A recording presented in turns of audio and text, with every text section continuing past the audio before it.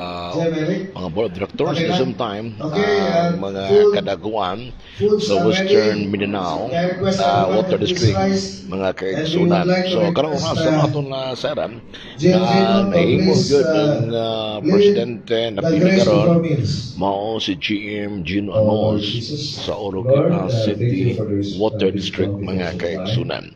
This time ato sa kuan o pamahayag no labot meaning mo nasakit nga ana palapuson na election sa mga nagunang general managers sa Western Mindanao, particularmente na there is PWD main office dun main building sa Santa Maria District na Pagadian City, mga kaigsunan.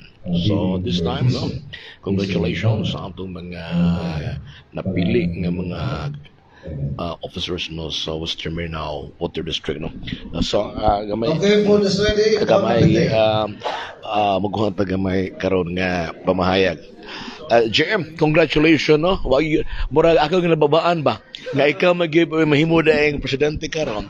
Chairperson, once and for all, kamusta saya? Sa mensahe sa mga kadaguan sa entire Mindanao. Outgoing po na to. Our future lawyer, no? Yes. Ang flow sa program, because so, anyone from you, makakapag-mensahe ka sa akin. Okay, daghang kayong salamat no karon malipayon ka namong gipahibalo nga napili na ang ato ang bag-ong chairpersons nga maglingkod for the next 2 years Western Mindanao Water District Association Incorporated nga nag-cover sa area sa Region 9, Zamboanga del Norte, Zamboanga del Sur, Zamboanga Sibugay, Zamboanga City, to include parts of Misamis Occidental and Lanao del Norte, and also Basilan and Sulu. Kaya na-appeal man nato ang Basilan Water District, Isabela, ang Maluso ug Lamitan. Now, sir, GM Gino Anos no, season media karon GM mo yung tagaan bagyo the route of responsibility na chairman sa tibuok entire GM sa entire Western Mindanao. Sir, sa itong challenge karon? Well, it is very challenging no kay kining ato ang kinini ang predecessor kinini ang abogadohon man gud na. Oo, unya ang successor mo ni challenging kayo kay ang ako nga hinaut unta ma-sustain nato no. Ang iyahang nasugdan since he laid out a foundation no para gyud mapalig-on ang association. So mao na nga mapasalamaton ko sa atuang GM Alimarl no sa iyahag yung pag dumala no sa Water District Association sa Western Mindanao nga niya nata dinhi. So nas pundar na gyud ang maayong pundasyon nato no mao ni karon nga atong ipadayon ma-sustain nato ni ma-continue nato kay ang ato gyud we should be in a one accord no kay parihad we have the same interest onya mo lagi na daghang mga challenges nga ato ang atubangon. So ang ako nini nga ma-maintain gyud namo ang amo ang panaghugpong panaghiusa kay daghan pa kaayo no og mga plano gani we're praying sa iyahang gi-aspire no nga mahimo gyung abogado aron malibre na mi unya no pro bono na unya mi no nga mahimong automatic nga legal advisor nato kay actually daghang kaayo nga mga butang atong ipaabot didto sa kauluhan no gani ang water district, ang water industry murag na kuan ba murag why saktong representation especially dito sa Kongreso.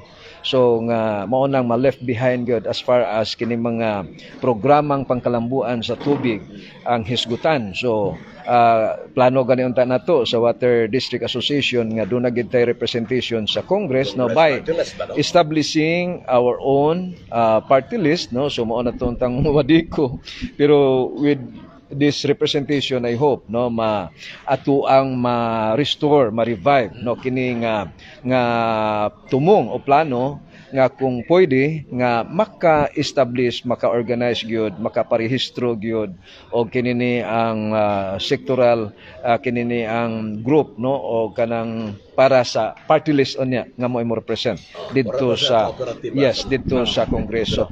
Same with sa electric cooperative, do na gid sila mga pila ba ni ilaha ka sektor no pila ka party list. So ang water industry, ang water sector murag wala no. So mao ni nga karon mao ni mga challenges nato. So tiali do na tay makakuanta dito sa PAWAD no, makahigayon ta makigtagbo sa tuwa po makadagkuan dito sa PAWAD. So with the help sa to ang gisundan no nga very active pod kaayo nga membro sa EGSICOM no sa PAWAD. So iyaha man gining labi dito gani sa nakalabayng eleksyon, nangita gid siya initiative nga kung mahimo makig-tie up ta no og kadtong party list, but unfortunately wala man mapalari.